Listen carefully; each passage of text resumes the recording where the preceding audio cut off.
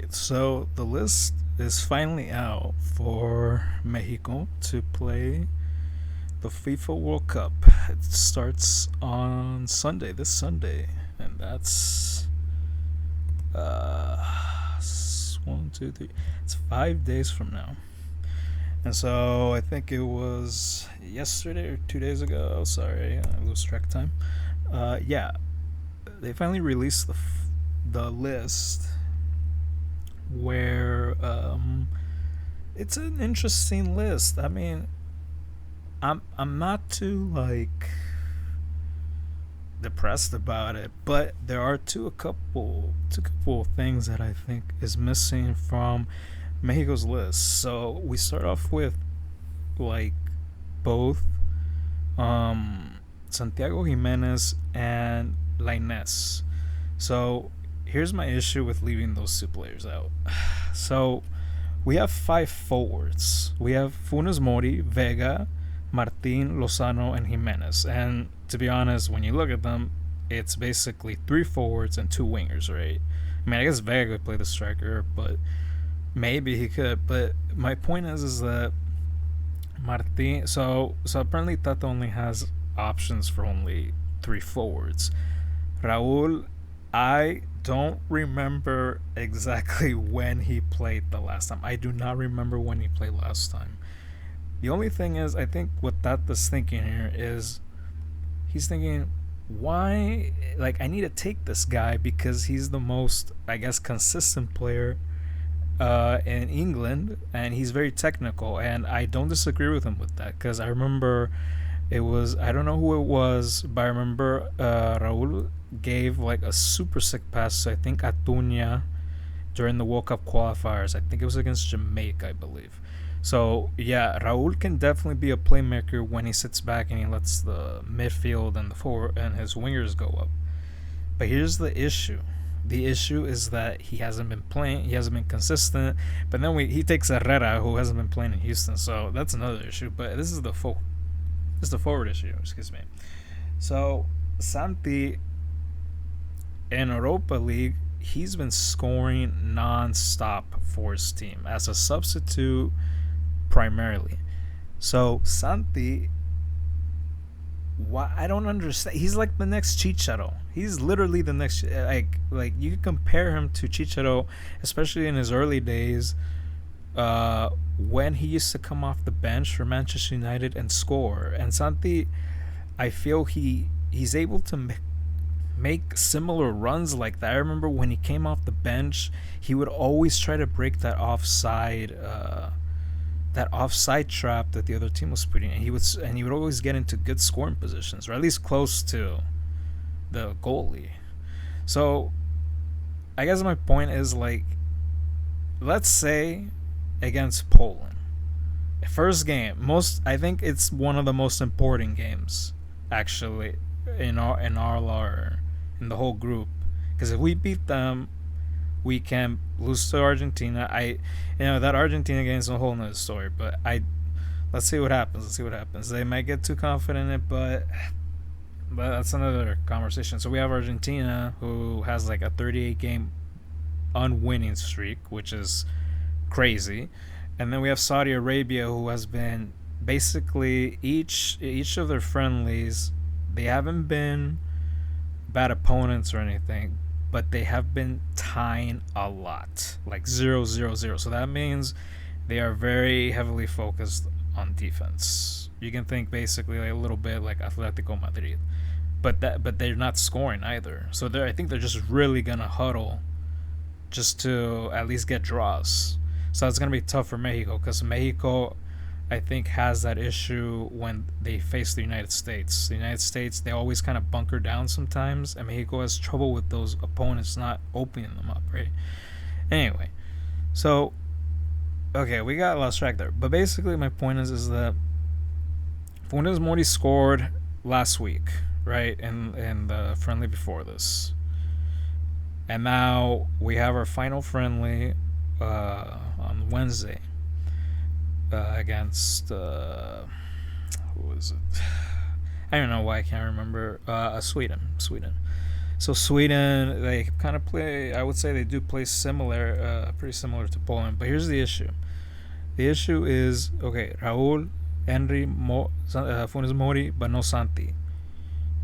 If we trail against Argentina or Poland, and let's just give it to Funes Mori because Funes Mori, I think Tata thinks he's, I guess, more technical on the ball than Martin. I'm guessing, and I don't think who knows what the issue with Raúl is. But let's say it'll with health concerns, it'll probably be between Funes Mori. So let's say he just starts Funes Mori. And let's say we start trailing 1-2 in the 75th minute. Who would I want to see subbed off for Funes Mori to get a goal? Would I either do Martin or Santi right now? And I would say Santi. Why? Because right now he's been scoring goals. Right now he's a super sub for Feyenoord, the Holland team that he plays in, and he's been scoring against Italian teams like Lazio, and they're Europa League. It's not Champions League, but they're still playing against teams that are pretty good, especially Italian teams known for their defense. Who do you want to see with speed and crossing long balls to the forward? Santi with the speed. Like, I think Martin is a really good player, but, and they've said it before, that he disappears sometimes in games. With America, he's always doing good, but I don't know. Like, these, you gotta look at the international friendlies for that. Okay, so that's one. The second point was with this list is also taking out Piojo Alvarez, or putting in Piojo Alvarado for Diego Lainez. Now, this is my issue. This is kind of like one of my bigger issues because I feel like Lainez, every single time I've seen him play with Mexico, almost every time, he always creates plays. Like, he just almost always does. Like, every time he gets the ball, he does it's like he's tricky. He doesn't know, the players don't know what he's gonna do with it. It's actually crazy that he would leave a player like that out and put in Piojos Alvarado, who I feel like he's on, like, the last friendly that Mexico was in, he was the hit of the whole game. But I felt like they were more focusing on the other side, of the striker zone. So two wingers and one forward. They were focusing on the other side. They were never giving Piojo the ball or anything. And then when Lainez comes in, every single time I see Mexico play, like, he tries to create something. He's like a Giovanni Dos Santos a little bit, in my opinion, because he has that technicality with the ball. Now, I recommend anyone to be like, he's not that technical. Trust me. Look, he played in Braga, for like, I believe 20 minutes, and I think it was either the Europa League or Conference League. But Braga was facing, I forget who the opponent was, but basically they were, no, it was actually in their league. Yeah, it was a league match or cup match, I believe. And Lainez got subbed in, and it's on YouTube actually.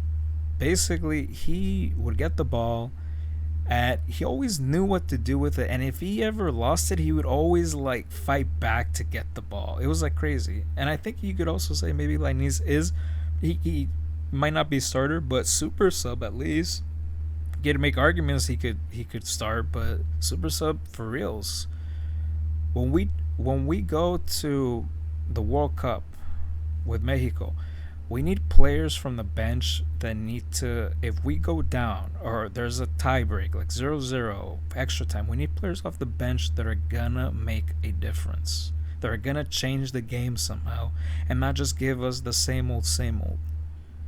Like position for position. Let's say, for example, we're facing Poland, and our three starters here are. Okay, this list is outdated because it says Eric is still here. Okay, so I would say Machin would start. Edson Alvarez would start. I'd probably put Herrera and maybe Luis Chavez or Guardado and Herrera, and then Luis Chavez for later, perhaps. So let's say Guardado. He doesn't play the full 90 minutes anymore, but he's actually really good. He plays super good at Betis.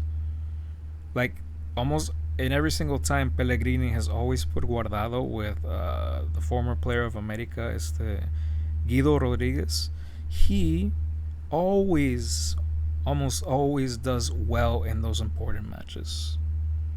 I mean, why else start him? Like Pellegrini relies on experience, and I think that's what Tata's gonna do with Guardado.